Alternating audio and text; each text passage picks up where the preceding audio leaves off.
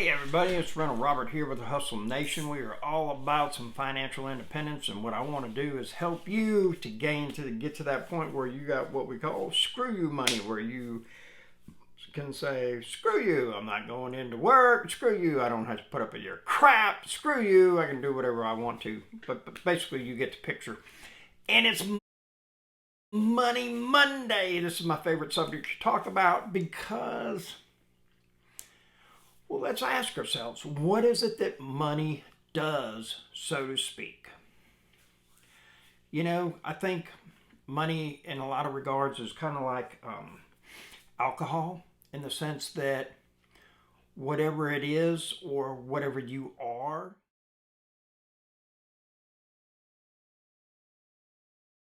is amplified because of having money. If you're a jerk, you're going to be a bigger jerk. If you're generous, you're going to have more opportunity to be generous. I mean, if you sit there and you ask yourself, you know, what would Mother Teresa be like if she had $1 billion? You think about all the people that she'd be helping with that. I mean, she performs, you know, miracles with what she does have. And, you know, it's a very peculiar thing because it seems to me that most people would much rather tell you what they do in the bedroom with their partner than what they would do as far as their financial habits go. And if you're ever around people that do have money, okay, they talk very differently and they talk in very specific, like, you know, the times that I have been, it's, you know, well, I made 2 million on this one, we made 1.8, or, you know, it's not, well, yeah, I made a good chunk of change on that. Well, what's a good chunk of change? You know, why is it that you're being, you know, so subversive with it and everything like that? And they're not like that. You know, they talk in specific numbers about things, talk in abundance, that there's not, you know, there's not a cap on it. You know, people would be like, well, money doesn't grow on trees. Well, now you're sitting there saying that, you know, it's not everywhere and it's not available to everybody. But I can assure you of this. If you're in the United States of America, there's never been an easier time to become financially independent. And it keeps getting easier every day with social media.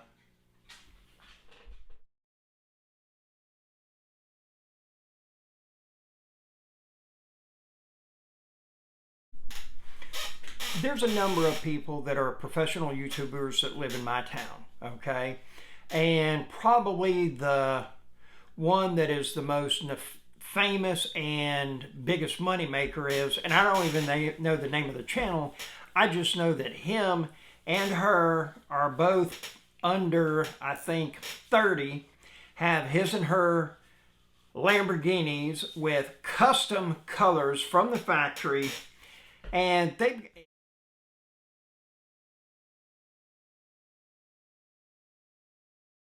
I think one of them's got some channel that he does like a puppet show or something, got over 1 million followers, something like that, but just makes absolute sick money with it, okay? Now, he's been doing it for a while. I'm not taking anything away from him. It's a heck of an accomplishment. He is definitely a grinder, okay? The thing about it is that that sort of thing is available to everybody. And so very few people are even going to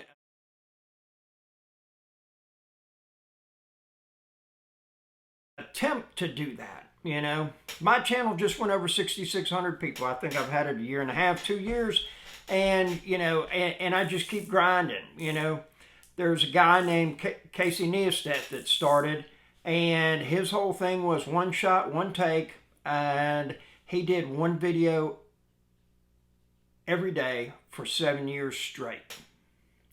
That is a grind and a half, folks, if you've ever tried to build it. And I say all of this in the sense that, you know, becoming financially independent or getting a side hustle started really has never been easier, okay? And there's all kinds of different things that you can find out there on what to do and how to make it. And, you know, you can just start, you know, like the Handyman Channel or something, and, you know, just, you know, those do-it-yourself projects.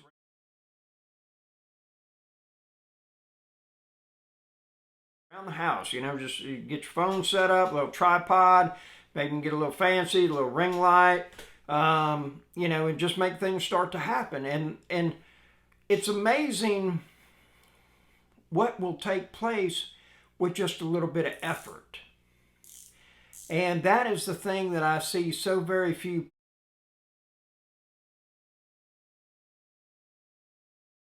people actually do. They'll come to me and they'll ask, what'd you do? How do you do it? And all of this. And then you tell them, and then it just like goes in one ear and out the other. One of the quickest ways to become successful is get out and do it and hire a mentor. All right. Oh, I'm not going to pay for anything. I can learn that on YouTube and everything. Guess what? You can. Okay. But there's a huge difference when you try to learn it on YouTube versus you have somebody that you're accountable with. Okay. And there's a big difference when you have somebody sitting there giving you direction and saying, hey, I suggest you do this and I suggest you do that. And they're in a position that you would trade places with. Now, there's been very few times that I've ever experienced any real growth, okay? And those have been times that have basically been a gift from God, but the other times it's come from trial and error and from me enlisting somebody that's in a position that I want to be and following what it is that I do, okay? And it's not new. It's not a foreign concept. Even if you look at, like NA and AA, they got 12 steps and everything. What do they suggest? Get a sponsor, okay? Well, if you want to be financially independent, you get a mentor, okay? Hopefully that somebody's in a position that you want to be at, okay? I can't teach you how to be worth 10 million because I'm not worth 10 million. Okay, that I cannot do. All right, I can tell you a lot of conjecture, I can tell you a lot of theory, I can give you a thesis on it, I can give you suggestions, but I can't tell you exactly how to do it because I'm not worth 10 million. Okay, so the thing about it is that finding somebody that's in a position of where you want to be at. All right. Second thing is, put forth massive amounts of action. You hear Grant Cardone talk about 10X. You hear Gary Vee say, massive amounts of action, take it and everything. Because here's the thing is, folks, is if you throw a pass and you throw 100 of them, there's a real good chance one of them's going to score. But if you only throw one, all right,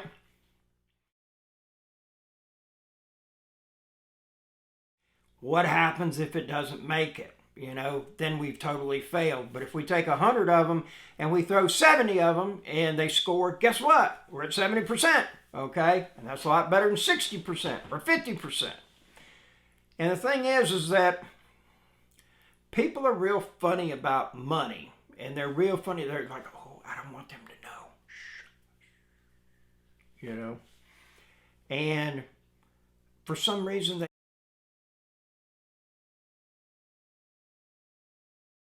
think that it's bad for you to tell somebody, hey, I make $80,000 a year. Hey, I make $90,000 a year. Hey, I have $10,000 a month coming in from rental properties. I got $5,000 a month coming in from dividend paying stocks. Whatever that number is, okay? Why they think it's bad, I still haven't figured that one out, okay? When people say you should not be boisterous or loud about your successes or how good things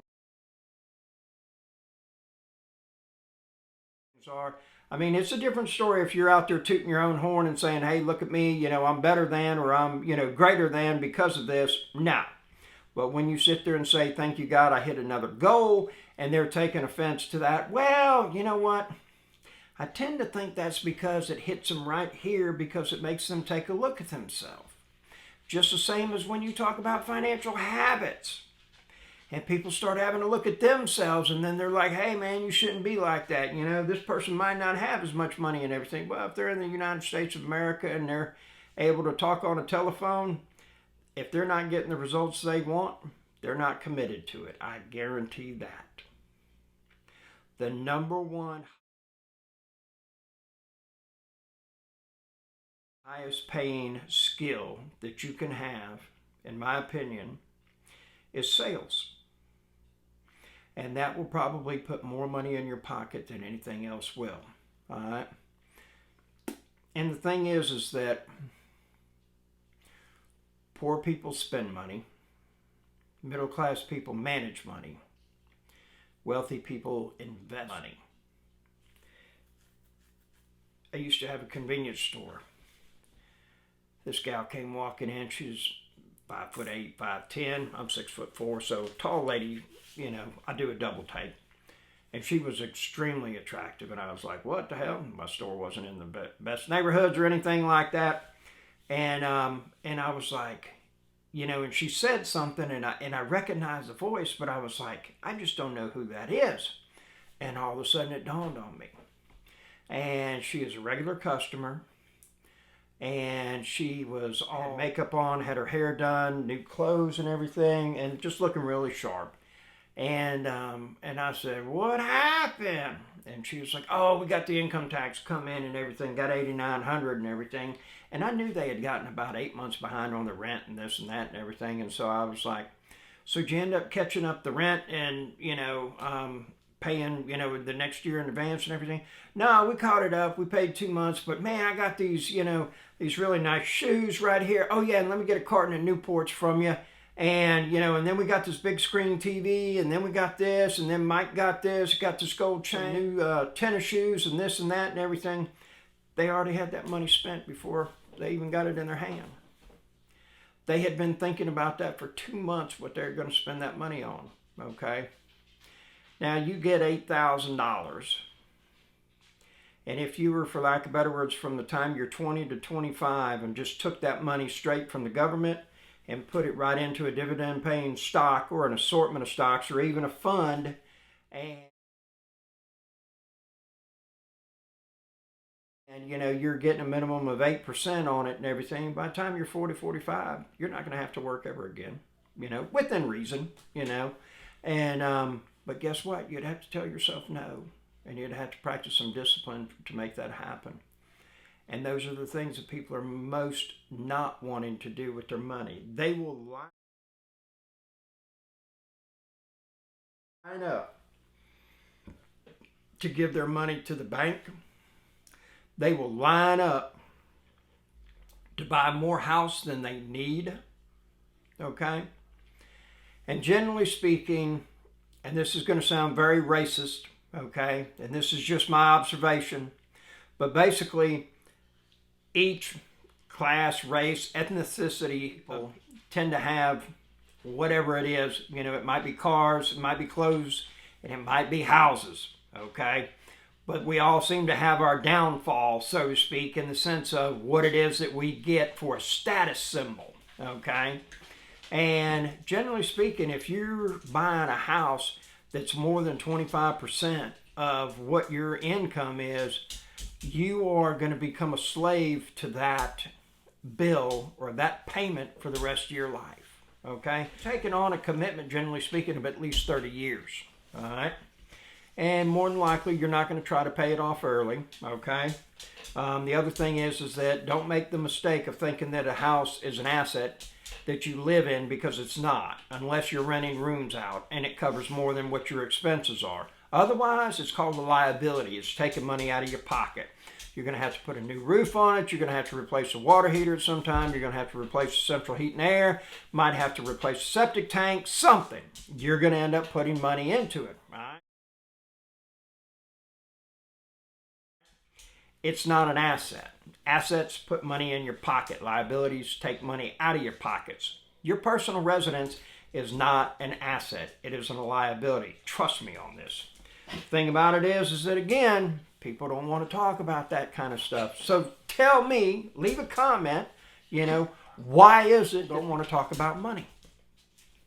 Only thing that I can figure out is that the people that do like to talk about money, they have money to talk about, and number two, they like taking money and using it to make money, okay? You know, I don't make the rules, folks, but I do have to play by them, and I do have to acknowledge that they exist. Like, you know, one of the rules that was hardest for me to learn is the golden rule. That is, the one with the gold makes the rules. Once I finally figured that out, my life got a whole lot easier. Why? Because the people that had the gold, I would start doing what it is that they asked me to, and therefore I got some of their gold. It's quite simple. So that's basically it for Money Monday. Hope you have a fantastic day. And if you want 15 minutes of my time, it's free of charge. What you do is you send me an email with the phone number and I will give you a call and we'll talk. Have yourself a very wonderful day.